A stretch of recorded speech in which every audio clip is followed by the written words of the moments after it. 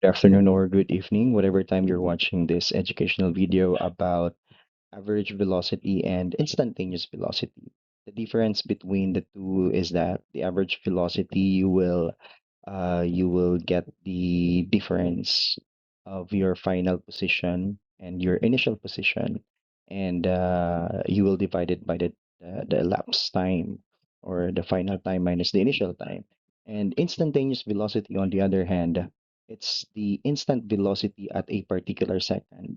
Okay, and we will be practicing how to solve these two variables.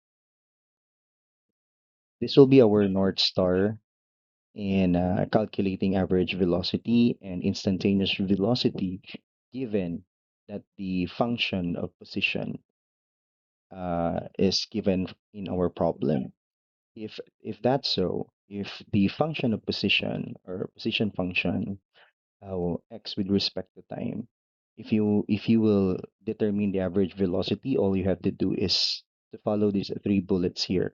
The first bullet, you will get the values of your final position and initial position using the function given. Okay. And then by substituting the initial and final values of time directly to the position, that's how you will get your position, your final position and initial position. By substituting the initial time, it will give you the initial position. And if you will substitute the final time to the function, it will give you the final position. Okay.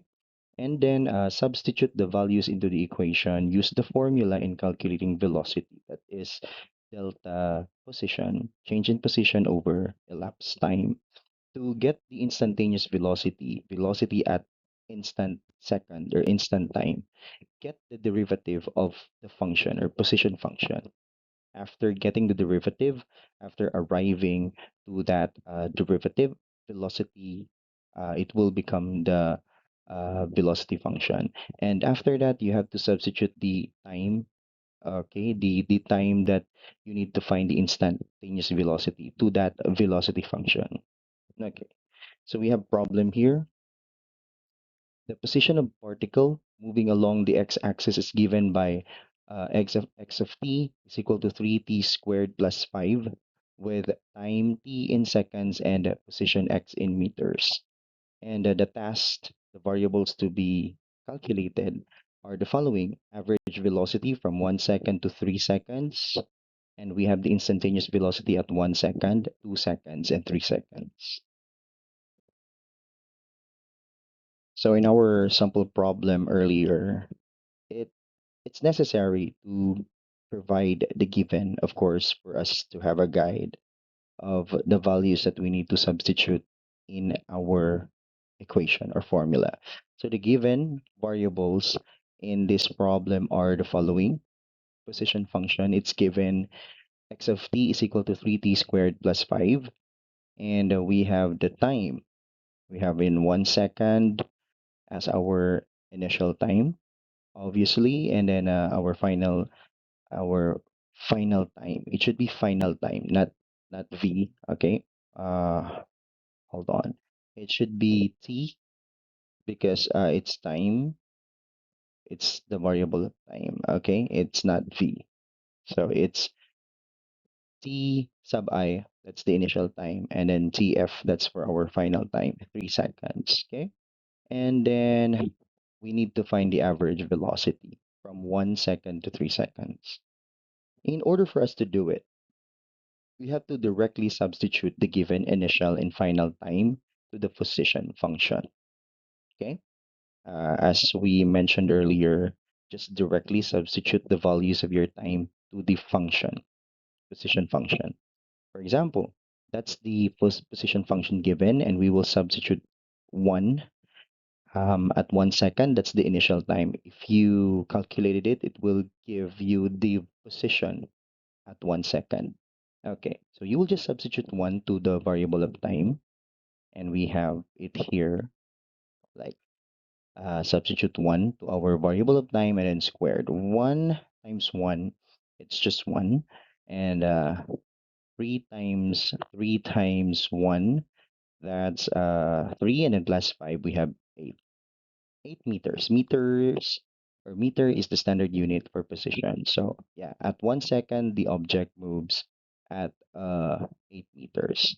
Okay, that's the initial position.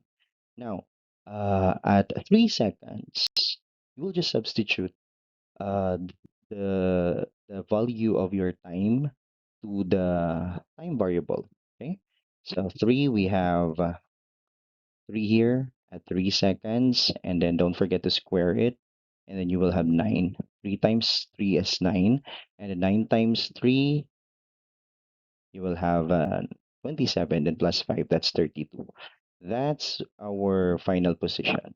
At 3 seconds, the object moves at, I mean, the object is at 32 meters. That's the final position. It's not yet the end. We need to find the average velocity by using the velocity, I mean the average velocity formula. So to determine the average velocity from 1 to 3 seconds, we will be using this formula. The average velocity is equal to delta position, or delta x, over delta t, or the elapsed time. So we can rewrite it into this formula: xf, or the final position, minus xi, or the initial position. And we got it here from our previous solutions. We have 8 as our initial position, and we have also 32 as our final position. Okay, so we will substitute it to our formulas, to our formula rather. So we have 32, that's the final position, my minus 8 meters, the initial position, and over, all over the 3 seconds minus 1 second, that's the elapsed time, and it will give you the following values. It's 24. 32 minus 8, it's 24, and then 3 minus 1, it's 2. You will divide it, and you will have 12 meter per second. That's the average velocity from 1 to 3 seconds. Okay. And then we still have more variables to calculate to determine the instantaneous velocity at 1 second, 2 seconds, and 3 seconds. And according to what I have shared earlier, to get the instantaneous velocity, you need to get the derivative of your position function. Get the derivative of the position function, x of t, and then, yeah, uh, you have it here, the position function, and then all you have to do, it's constant, 5 is constant, so it will become 0 later on. And then what you will do next, the square, the exponent 2 will be multiplied to 3, and then you will have 60 2 minus 1 in your power rule, right? 2 minus 1 is 1, or you can just simply write 60.